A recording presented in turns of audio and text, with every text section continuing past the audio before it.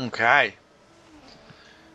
Well, after sneaking a couple of pointers, let's move ourselves on to. I can't even remember what's next on the calendar. Something I'm terrible at. Guaranteed. Ooh, Guaranteed. Have we done Spain yet? We've done Spain, we've done yeah, Monaco, I and haven't Cadix. spent. Maybe all three of my bogey tracks are done. Oh, it could be. Is it Spa? No, Britain and Germany come before Spa, I think. Statistically, my most successful track is Malaysia. By the way, I'm pulling all these facts out of my arse. But over the 4 seasons we've now been recording this together, Malaysia has consistently been my most successful track. Oh, Austria, new. Oh God! I used to love this track, but it's changed from Yay! the 90s, hasn't it? No, it's exactly the same. Oh, I was so good at this layout on F1 Challenge, Oh, 99 to 2002, best F1 game yes. ever made. Oh, yes. Why aren't there more games where you can actually have real levers and changes of driver and team per season? I bloody loved that. It did career mode better than almost anything else, I think. Yep, all of the agree on that. I'm Let's... guessing it's going to rain at some point in this weekend. Oh no, No, it looks grey and horrible. in that case, all of the dry. I'm not quite sure why we're in Austria, yet I can see a Belgian flag waving outside the pit garage. Commitment. Oh yeah, it's a solitary, waved by no one I can see. Yeah, there is no person. Phantom flag. Who was the last Belgian driver in F1? Oh, every fucking time. I turn out of the pits, and what do I see? A Marussia driving out of its garage, right in front of me. Chilton desperate for that drive. Desperate for that airtime. Apparently he's going to IndyCar. Yeah, I heard that. I could see him being moderately okay at that because they do like to. I love that as a compliment. I can see him being moderately okay. Just because they do love a caution, and one of the things that he was very good at was bringing the car home. Probably because there wasn't often where there was other cars around for him to play with, which I know sounds really, really harsh. I actually thought in his second year he was all right at Chilton, but yeah, I could see him doing quite well because Justin Wilson's cut himself out a relatively decent career over there, and he was Chilton-esque as well. Yeah, he was Minardi fodder, wasn't he? Yeah, and then when he went to Jaguar, it all kind of went a bit pathetic, didn't it? I don't know where the DRS zones are on this track. Uh, DRS wasn't invented last time I drove this. That's how old I am. Yeah, oh crikey. Yeah, between 2 and 3 is one, and then the home straight as well. Well, Chilton's pulling away from me, so, encouraging. Encouraging start. You got yourself on rich fuel, by the way. I do now. Thanks, mate. Oh, I've got Rosberg all over me. No, you shall not go. You shall not pass. Well, now we're discussing Marussia, Manor, whatever they call themselves now. It's And I McDonald's. inexplicably set a purple sector 1. Hey. Sexy time. Let's talk about Manor. I don't know if you heard, but having attended Melbourne, despite not having any software to run the engine in their cars, apparently Mr. E, Bernie Eccleston, is absolutely livid with them and has sent them a bill for the transport costs. I've just lost 0.3 of a second as well, trying to avoid a crash with Vettel, and I lifted off the power completely and slammed on the brakes, only for him to ghost just before I touched him. Oh. So I could have just carried on just straight up ahead of through me. him. Because something's going on. There's loads of car. Ah! That AI. I'm slower than Gutierrez. That will not fucking stand. Oh, God, I love this track. It's like a little fun kart track. It That's reminds me. exactly what I was thinking. It's a karting track. It's just cute. We need some good returns to old school stuff like this. I know this is a neutered version of the old Österreich, but I don't care. I always thought that this circuit was fun, and it always seems to throw up generally a really good race because it's quite an easy-ish track with gradient and with some character. I'm not getting any heat in my tyres, apparently, even though I'm throwing it around like you wouldn't believe. Throw your hands in the air. Or the ladies say what? Tampon. Absorbent. So, A bit like a Pirelli. Ouch. do you feel this was a fair punishment for Mana? I mean, to me it seemed like Kick a man when they're down. Right? Yeah. But I think what they kind of done this whole, oh yeah, we've got some software issues. Didn't realise actually until afterwards that the software issue didn't bring any. Which I think is a little bit lying. And I know that they're there so that they can get the dosh and keep going. And they're kind of saying, yeah, we'll be there for Malaysia, hopefully. But like, how long can you go without actually bringing any software to a race? I don't get it. Well, I mean, I can see Bernie's point of view in that it was a waste of FIA resources to ship their equipment there, Yep. and it was damaging to the sport's reputation. I feel. Yeah. However, if they had missed that race, you can bet pennies to pounds that they would have stripped them of their points money from last year. Yeah. So they had. I know why they done it, and I get that they had to protect their investment. I really do. I like the pit entry. I don't know, fuel. Oh yeah, it's very good at. Oh yeah, they've changed it now, haven't they? Yeah, Yes. It sort of hugs the last turn. It's nice. Yes, because that used to be a horrible barrier on the outside, and I remember on my days on F1 97 and co, where you'd smash into that and be like, fuck it. Oh, we still have to do our retrospective series on old school F1 with the mods. Yes. Defo. Do you think Mana will be here at the end of the year? Yes, I do. Next year, hard to say. This year, definitely. Simply because I believe the investor cares about the team the way he says he does. It's regrettable that it took him so long to discover his newfound love for Formula One and Mana Marussia, but nevertheless, I'm glad he got there in the end. Because I didn't realise that it's the guy that runs Sainsbury's, the supermarket. Is it? Hmm. I heard the name of his group of companies, but I didn't realise it had Sainsbury's. Yeah. So catering sorted. Every little helps. That's testing. Wrong brand. Yeah. Every little doesn't help anymore.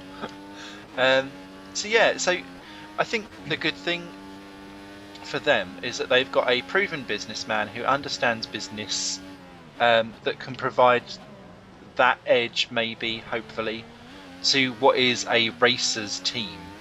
And I don't know, maybe they can get something going, because they were clearly making progress as of last year. They'd caught onto the back of the rest of the grid, and they were there with their coattails clinging on a wing and a prayer.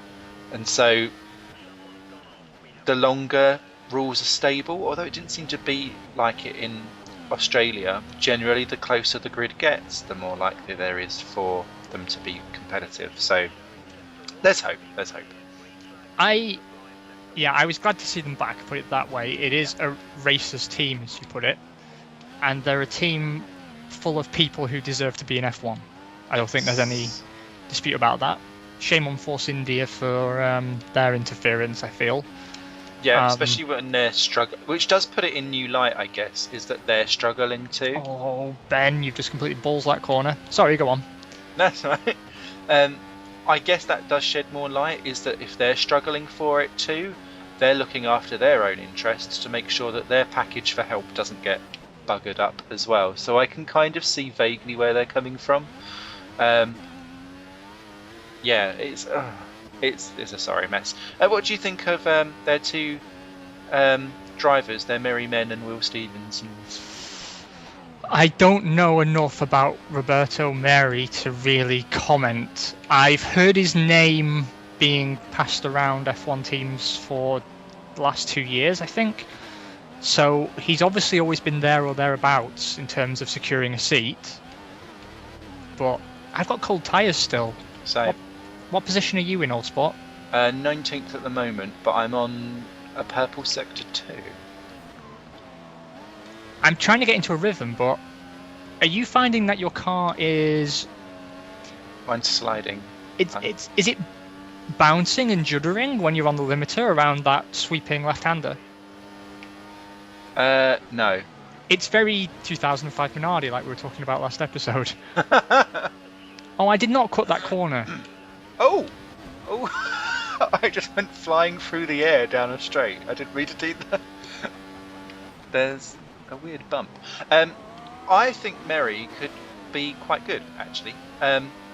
Because in almost a lot of the Caterham Friday sessions that he done at the end of last year, faster than Ericsson. Oh, yellow flag. Who's off? And I don't. Oh yeah, he was Caterham test driver, wasn't he, for a bit? Yeah, when they were dying on gash. So that's, I find, quite interesting to see how that will play out. And I thought Will Stevens actually put in a very decent account of himself at Abu Dhabi. But again, I don't really know what he's done outside of that. So I feel a bit ill-prepared. But Meri's done quite well in other formulae. Well, I believe Stevens was a passable GP2 driver, wasn't he? Oh, it's the same Will Stevens? I think. Oh, okay, yeah. Oh, no, I'll give him a relative thumbs up then. I've got to say, yeah, he did impress me a little bit, actually, with the maturity he took on the Caterham disaster. Mm-hmm. And his performance during the race. Wow, tyre wear on this track is terrible. Yeah, it was. I think it's 2 laps and I'm down. Around. 2 laps down 10%. I'm going to get one more flying lap, so it has to be a belter. Yeah, I mean, I suppose they've done the best they can do in the circumstances. When it comes to finding a driver. Last minute jobby. Yeah, do you know? I honestly I can't. Yeah, I can't see what they could have done much different, really.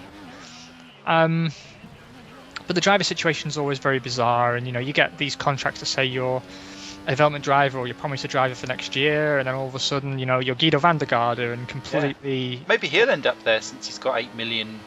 If they're doing an out-of-court settlement, maybe they've given him his 8 million back now that NASA and Co have paid all of their He's jobs. getting 15 million. Is he? Yeah, it's really cost Sauber that mistake. Ooh, see now 15 million I thought was the amount of money that NASA gave them.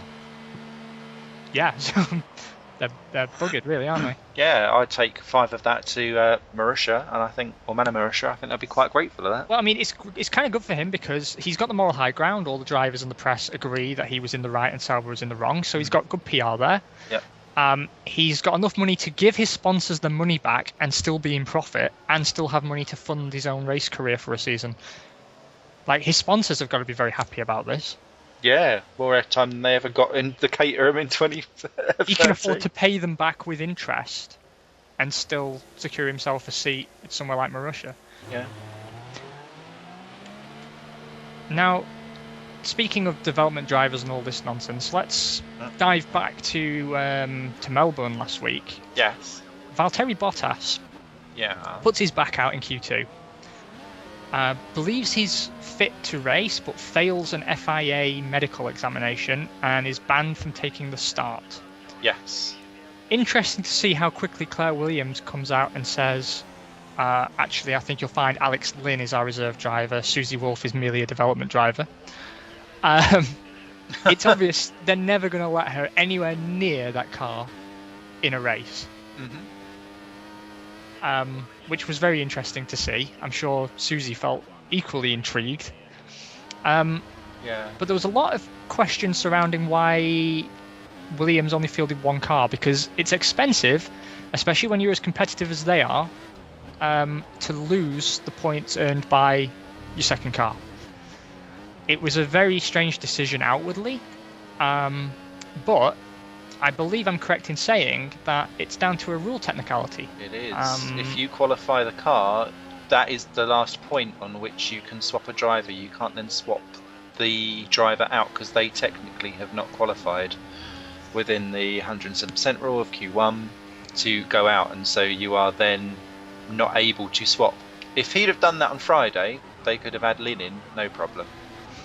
Well, apparently they could have raced with Lynn if Lynn had done at least one lap in Friday practice and was prepared to start from the pit lane.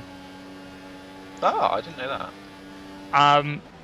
And the question is now, do you feel that this information now being clarified by the FIA will mean we see test drivers used with greater frequency on Friday sessions, even if it's just for a lap or two, as an insurance policy? That's a good point. It makes good sense as an insurance policy. I don't think it will happen. I think it should, but if I was in an F1 team, I would send out, because if you send out a Friday driver for that one session, does that mean that they are nominated for that whole session, or can you then swap back to your normal driver after? That is something I don't have an answer for. Because if you're stuck with them for the session, I would say no, that won't happen. If you can quickly chuck them in and out, I would say yeah, go for it. Myself. Throw them about. I couldn't string together a perfect lap there. I might have got sector 1 perfect or sector 2 perfect, and it just didn't gel, but it's fine. I'm feeling good for the race. Difficult one. There's lots of traffic. Yeah, it's a short lap, isn't it? So I guess your chance of actually running into traffic is much, much higher. But I like it. I like you've got space to work in the corners. I don't anticipate much chaos, but we'll see. I remember it being a lot more of a closed barrier type circuit, especially around the pit complex. But it seems that's changed. Or my memory is wrong. But whatevs. As long as they haven't now put a patch into this game that says, "Thank you, Red Bull. Hugs and kisses may have done you up the arse, Bernie," on the CGI extras. I tell you what, something I'm very, very upset about not seeing in this game is the Bernie says never drink and drive banners. Bernie says relax. I'd love those everywhere. Bernie says Twitter is bad for business. Bernie says buy Rolexes. Yeah, it'd be perfect. Bernie says do not upload that video to YouTube. What? Because did you hear? I didn't know. Why? You know the website WTF1.com? Yeah. They were showing some people's on-track footage of 4K, including one of a Marshall, exactly where Pastor Maldonado binned it at turn 1, which made me lol. Because then they slowed it down in 4K, and I was like, "Ah, Pastor, in all your brilliance." And apparently they're taking down people uploading their own videos from the grandstands. That's not encouraging news. No, because then what the bloody hell are you going to do? And they've taken a step forward, because I heard somewhere that they tried to stream some qualifying on YouTube live as like a tester to see whether or not people would be interested in YouTube. Of course they would be, because no one wants to pay for Sky, regardless of how good their setup is. So yeah, I'll be interested to see where that goes, because if they're going to go, "Oh, look, we're on YouTube, ban everything else," I don't know if that will particularly enamour them to anyone either. Well, it's interesting. I didn't know they did the test around showing qualifying, but when you told me they were taking down videos, I was thinking I know exactly why. Because you'd think the YouTube videos are a good advertisement for your sport. Yeah. But I wondered if it was something to do with people capturing the sound of the new engines. Oh, okay. Putting people off. Only as a minor side factor. I thought they were louder this time. I'm on lap 8, option to Bram. I'm on lap 11, prime to option. Oh, you Mofo. devil. Yo, devils. So I tell you, just quickly on the YouTube thing, loving the fact that NASCAR wait a week and a half and then post the last races on YouTube in full, live, beautifully done. As someone that doesn't have access to NASCAR in this country and has to find dodgy streams for live broadcasts, complete with loads of Viagra adverts in the middle, it is opening up my eyes, and they've gained me as a new fan of NASCAR. Because I now have the ability to access their races. yeah, with sport more than anything else, why something like F1 is not broadcast worldwide online is beyond me. And people say, "Oh, it's not done." Well, it is. I bought an Apple TV. Oh shit! Big accident for me. Uh-oh. You got your bits. Yeah, and I've got a penalty. Oh. I got an Apple TV last year, and there is a NHL app on there, and I'm a big fan of NHL. Oh, okay. And I paid something ridiculous, like €9 for a year's access, and I can watch all the games, plus some classic games, in full or just highlights, whenever I wanted, on demand. And like, you got the latest games as well. And I was thinking, God, if there was something like this for F1, I'd happily pay 40, 50 euros a year. And I bet that's more money than they get per customer under the current system.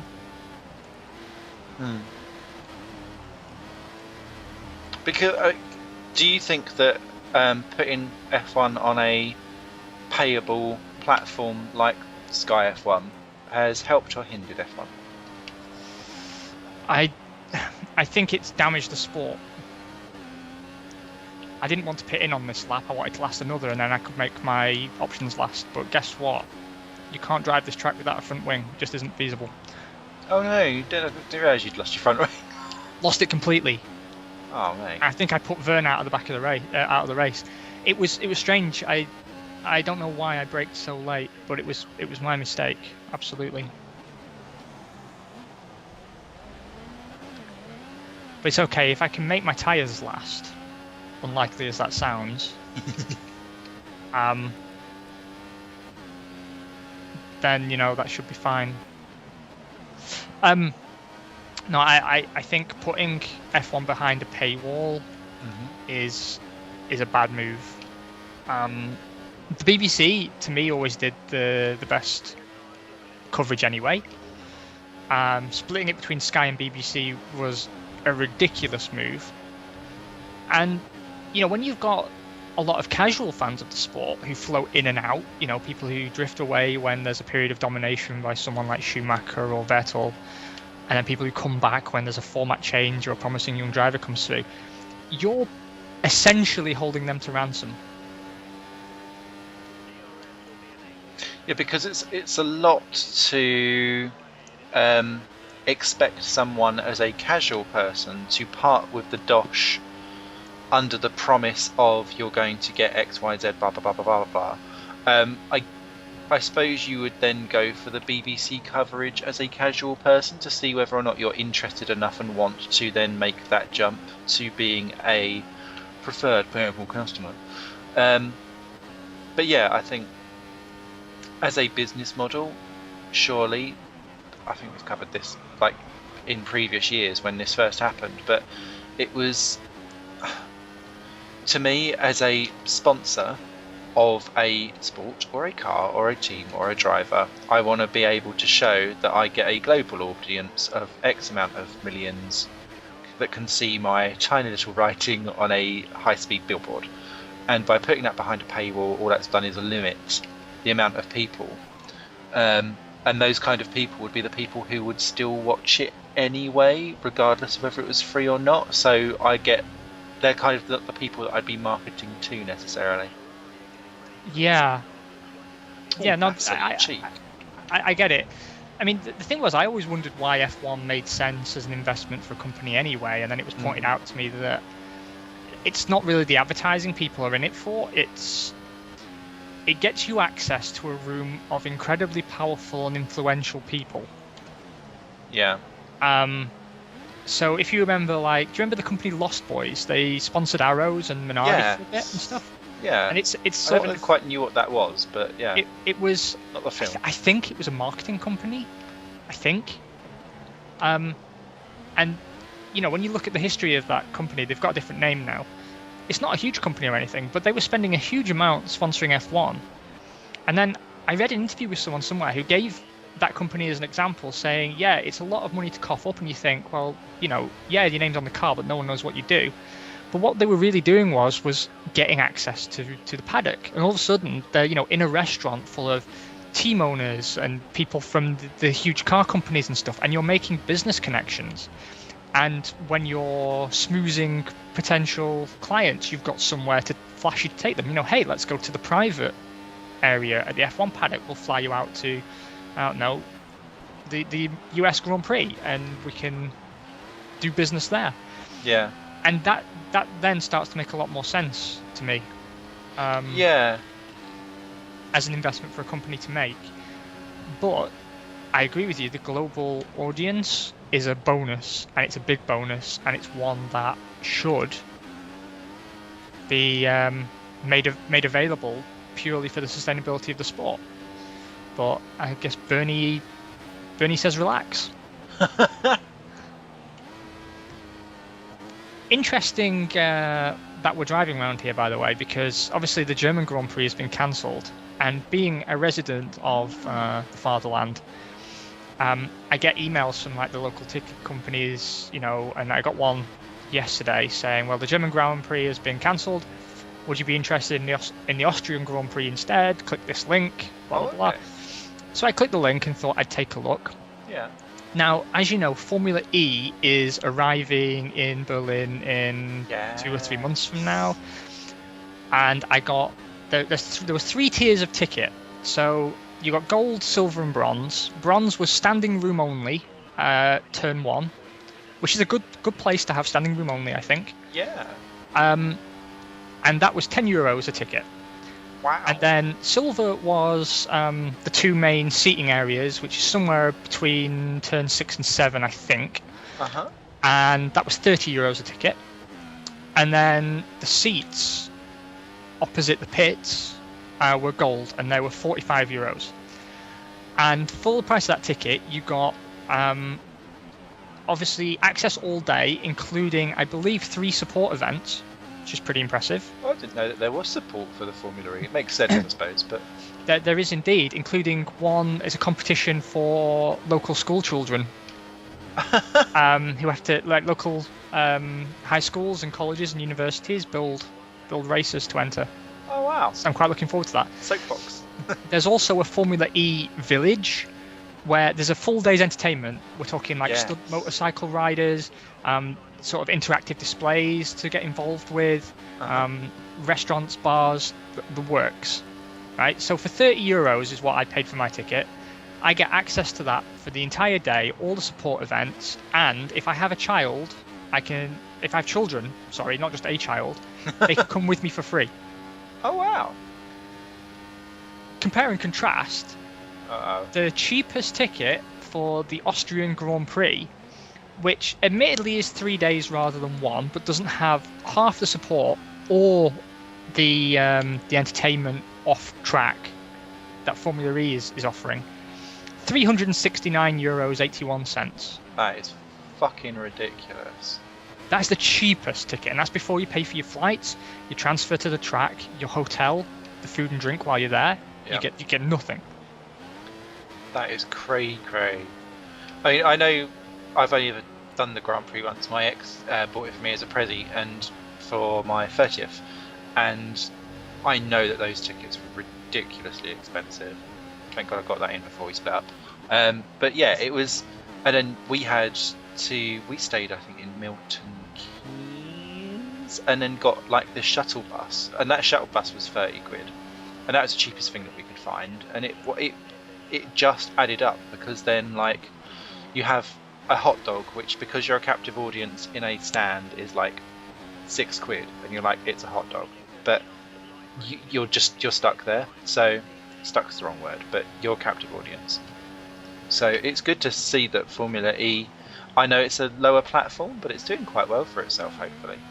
I think it will be a lower platform for a few years, but Yeah. I honestly think eventually it will surpass most motorsport series in terms of popularity. I think the quality of drivers is exceptional.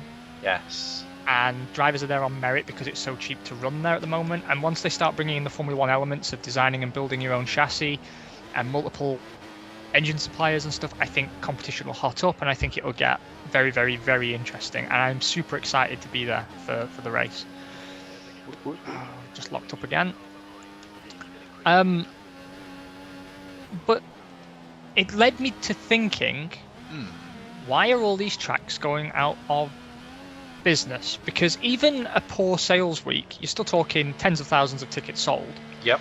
Let's just assume, and I don't know if this is correct, but let's just assume as an average ticket price, okay, because maybe the Red Bull Ring is an extreme example in terms of pricing, I don't know. Spa's normally the cheapest, isn't it?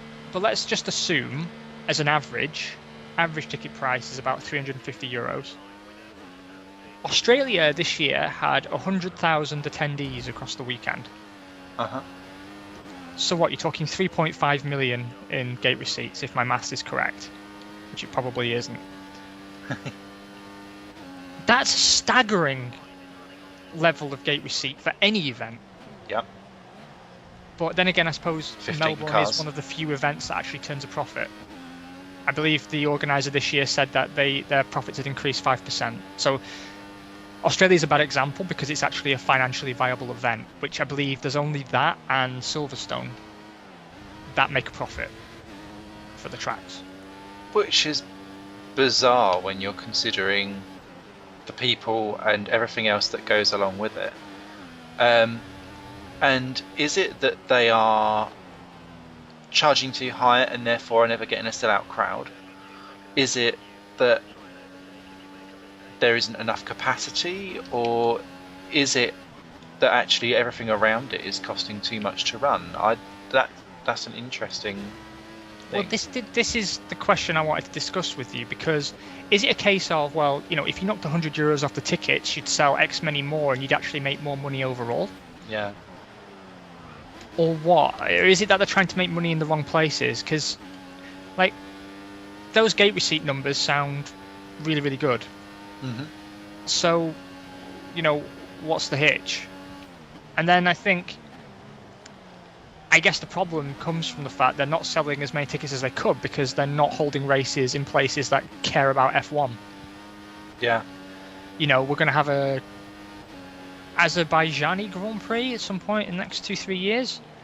What's their crowd base like? What's their figures like?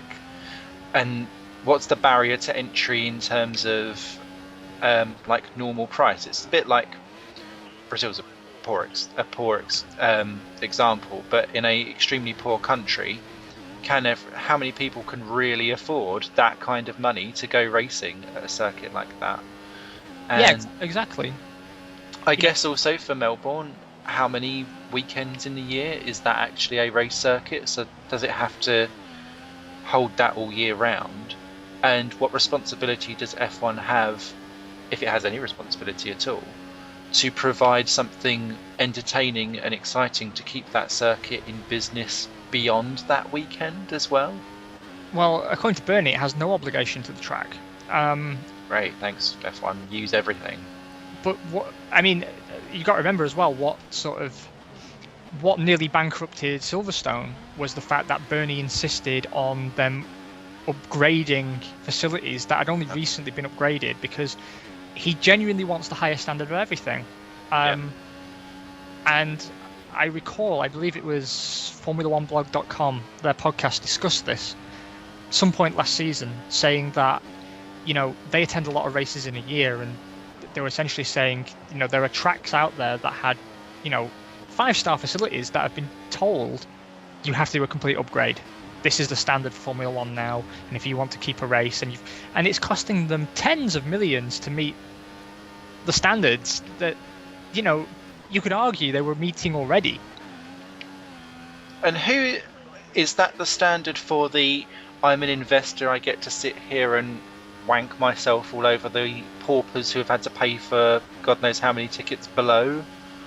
Or is it just you must have working toilets, because that's all I'm quite happy for. And I suppose the people that are going to these kind of races aren't going to be expecting 5-star stuff. I don't know.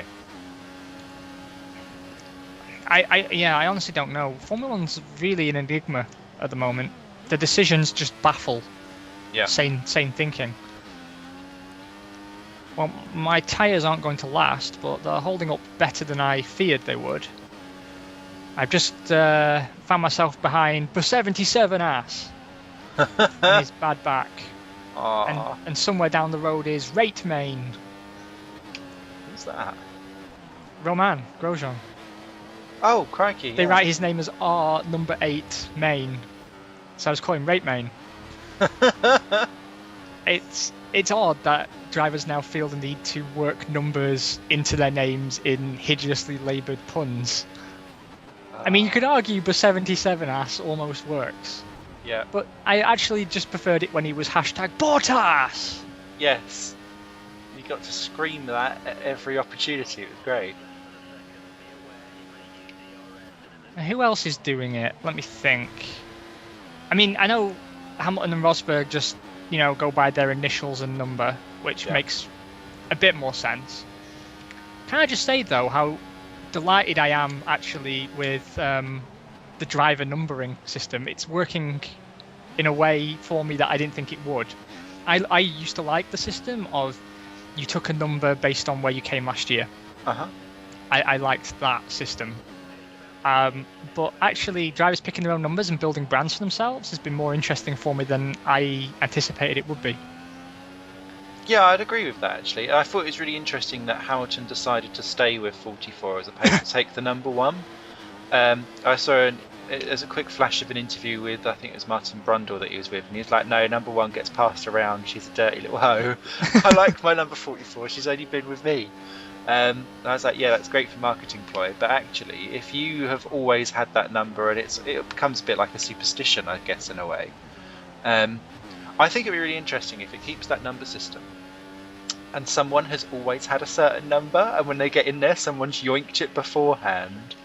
What do you do? And does that mean that suddenly your superstition is all wrong? I mean, I wonder actually what the FIA did last year when it received 24 applications all asking for the number 7. Oh, did it? Well, let's be honest, it probably did. Oh, okay.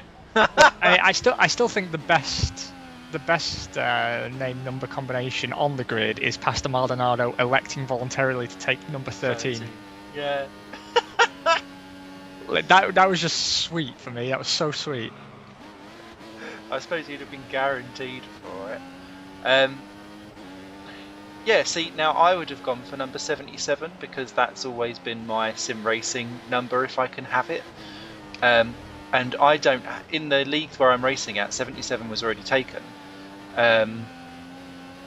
Because I was a bit late to the party of submitting my numbers, so it's a first come first served basis. And I've got 92, and I have no affinity with that number at all, so I just keep on saying I'm aiming for 92nd on the grid. And it keeps me amused. But I don't feel like a sense of loyalty to it, but then I guess I'm not a superstitious-y person like that. Well, I mean, I think most people have some sort of superstition around numbers. I mean, my number for luck and just in my lottery numbers, I'd always have number 22. But I don't know why I have that affinity for that number, but I always have. Unfortunately, Jensen Button, curse you, Jensen. The devilish good looks and my number. When is enough enough? And our wife as well. Oh yeah, she's stunning as well. What I sincerely hope, though, tying into that, is that the new F1 game allows you to pick your own number and design your own helmet. Yes. A helmet designer is within their means. They put a livery designer in that stupid game I pre-ordered from them. The one where the cars feel like you're driving a brick. What was it? F1 Race Stars? No. It came out between this F1 game and the last one. Grid Autosport. Grid Autosport, yes. Like, and I know for online racing, it can cause problems if everyone has custom liveries. You know, you've got to download all the graphics and whatnot, and whatever. There's a whole bunch of technical reasons why they don't want to do it, but I really would like for next season to be able to design our own helmets. Yeah. And pick our own numbers. And for God's sake, bring back Lived Life. Yeah, I liked all the little. It just needed some more options on what you could and couldn't say to press. That was all that needed. Just a little bit more fleshing out. Although there is hope, because it's all gone very, very quiet on the development of the F1 game, and I have some sneaky intel. It's because they were struggling to purchase the license and the software to be able to get current like PS4, Xbox One style like dev kits. Apparently they now do have the DOS for it, so they've been building the latest game, from what I hear, on PS3, and then they'll be upscaling it for PS4. But they put out an advert 2 days ago for people to come and develop a PS4, Xbox One dirty game they've been working on, which makes me think Colin McRae Dirt, or Dirt Series rather. Yeah. Which is fine, but if all is well in making that makes me think that the F1 game can't be that far behind. Well, they told us it would come earlier in the season this year. Yeah, I don't think you will. No, me neither. I've become increasingly sceptical about that. I don't think they have the DOS to do it. But for me, what I always envisaged was that these games would have developed the Live the Life idea as well as the racing. And oh, I'm being lapped. I'm getting a blue flag. Oh, wow. Yeah, I've had an extra pit stop over everyone else. Oh, it's a short track. Rosberg's miles ahead of everyone else. And what I wanted to see was you having... I mean, I know for a purist it's supposed to be an F1 game and they don't like all the bells and whistles and stuff, but it could be optional. I just like the idea of a career mode where, you know, between sessions you could wander around the pits and the paddock and you could interact with people, and, you know, you could, rather than just getting to a certain point... Yeah. That'd be amazing. Like, rather than just getting to a point, a pre-selected point in the season and getting offers emailed to you facelessly from teams with no details other than, would you like to drive for us? Yeah. With the evil Russian lady from F1 2010 saying, we have a new offer! I was like, oh my god! Make me sign! Exactly. I mean, why can't you... You know, have conversations with your race engineer? Why can't you be approached by someone from another team at the start of the season saying, you know, we've got our eye on you, and why can't you fall out with people and build a rapport with people and have rivalries with other drivers? And, you know, I mean, that to me is a really rich vein of gameplay that they're not even trying to tap into anymore. No. And I really thought that was where things were heading. Yeah. It needs something. It needs a boost of something. But I always find that whenever you start off on a new gen, everything gets ripped back to basics again because they're having to build new engines and stuff like that. So maybe it's a good time to start sticking some of that stuff in. But also, I think we might just get a bare basics. We've got 18 cars going round on a grid just about. I don't know. Well, they could cut it down to 15 cars and still be realistic. Yeah.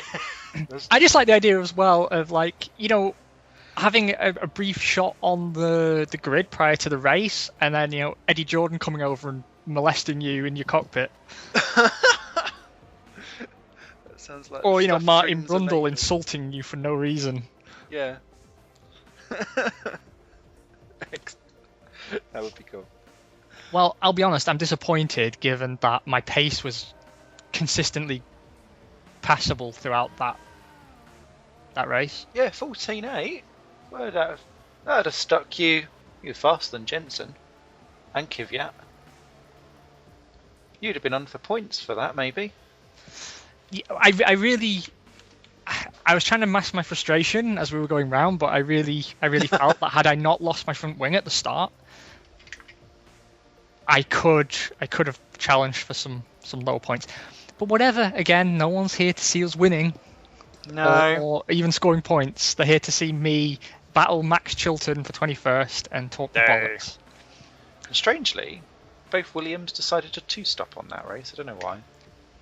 They were battling. Did they? I wondered why they disappeared. It's an odd one. But hey, we like the variation. Definitely. I'd still like to, at some point, have us do a full-length race, like a super special. Yes. Because I really want to see if, at that level, varying strategies come into play. Like, do you actually see 2 and 3 stoppers happening? Or does everyone just follow the same strategy all the time? Now, I would have some answers to that, but I gave up on my 100% distance career. Because I was getting annoyed with it. Mainly because I kept binning it about lap 40. Because I had it on the 100% damage mod, and that was actually just eliminating drivers all the way through. Great fun to do if you ever do download it. It's on racedepartment.com. But yeah, the drivers do just smash into walls, and there's about 5 guys left at the end of it.